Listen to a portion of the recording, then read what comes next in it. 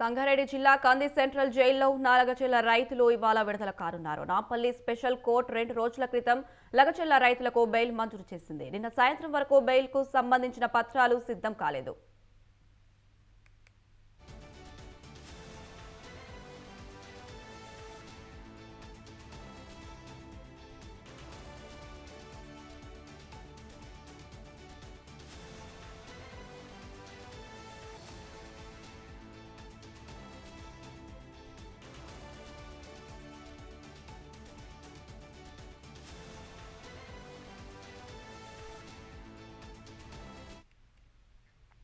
నిన్న సాయంత్రం 6 గంటల తర్వాత బెయిల్ పత్రాలను లగచెర్ల రైతుల తరపున న్యాయ పోరాటం చేసిన బీఆర్ఎస్ లీగల్ సెల్ న్యాయవాదులు రామచంద్రరావు, శుభప్రద్ పటేల్ కంది జైలు అధికారులకు అందజేశారు. బెయిల్ పత్రాలు అందినప్పటికీ నిబంధనల ప్రకారం సాయంత్రం 6 దాటిన తర్వాత ఖైదీలను విడుదల చేయరు. దీంతో ఇవాళ రైతులు కంది జైలు నుంచి విడుదల కానున్నారు.